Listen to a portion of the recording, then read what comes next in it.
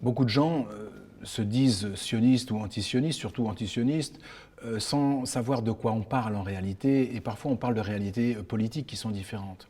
Et donc il faut définir l'antisionisme par rapport au sionisme, moi que je considère d'abord comme étant le sionisme politique, c'est-à-dire l'idée que les juifs doivent être majoritaires sur une terre, c'est-à-dire que des juifs doivent gouverner à des juifs dans le cadre d'un foyer national juif.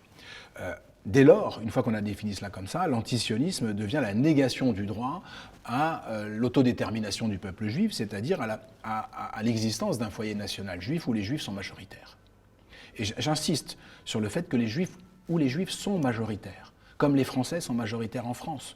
C'est-à-dire que ce que beaucoup de Français, notamment, ne comprennent pas, du fait de la constitution même de ce qu'est la République française, juif est perçu et vu et compris comme une nationalité. Voilà. Et c'est une nationalité parce que le judaïsme, c'est aussi une nation. Et donc, une fois qu'on a posé cela, voilà, qu'est-ce qui se cache derrière l'antisionisme ? Ce qui se cache derrière l'antisionisme, c'est le refus. C'est donc ce refus.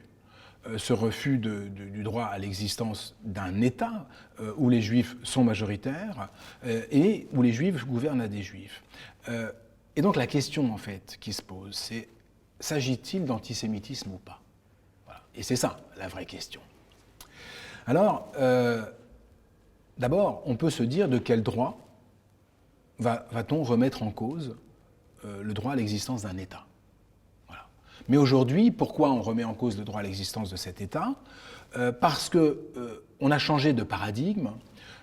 Si la gauche, qui est porteuse, très largement, une partie de la gauche, qui est porteuse très largement de cette remise en cause du droit à l'existence d'Israël par un antisionisme forcené, on pense bien sûr à l'extrême gauche, mais pas seulement, à des partis en France comme LFI de Jean-Luc Mélenchon, eh bien parce que nous avons changé de paradigme et que le traumatisme de la Shoah tend à s'effacer pour mettre en avant aujourd'hui un traumatisme vécu par une partie de ce qu'on appelle aujourd'hui le Sud global, c'est-à-dire le colonialisme.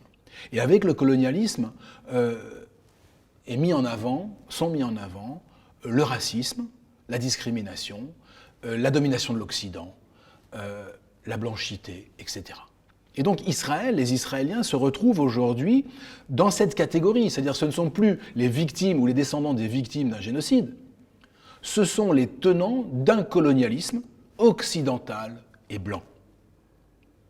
À partir de là, l'antisionisme criminalise le sionisme, mais criminalise aussi les soutiens au sionisme. De fait, l'idée de faire un État binational, par exemple, from the river to the sea, revient à nier le droit à l'autodétermination des Juifs, et donc à nier le droit à l'existence d'un État qui se réclame du sionisme et comme foyer national juif.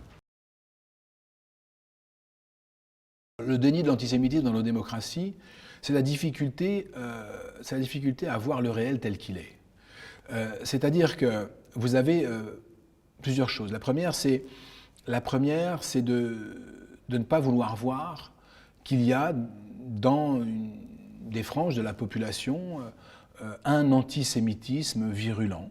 Parce que ces populations sont, une partie de ces populations, en tout cas ceux qui tiennent ce discours-là, sont issus de l'immigration, plus ou moins récente, et que dans les logiciels antiracistes d'une partie de la gauche, des victimes sociales et postcoloniales, elles-mêmes victimes du racisme, ce qui est une réalité, ne peuvent pas être racistes. Donc là, il y a un déni de réalité, si vous voulez, du fait d'un logiciel politique qui a du mal à s'adapter à l'époque.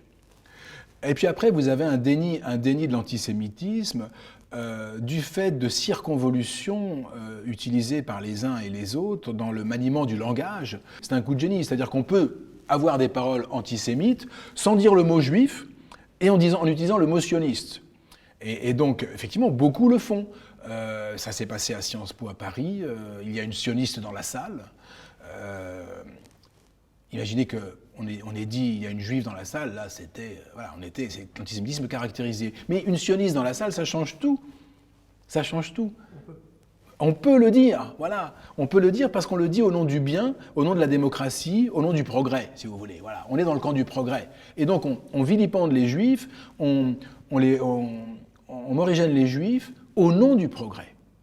Hein, au nom de cet antiracisme qu'on brandit sans arrêt. Et donc on est antisémite au nom de l'antiracisme.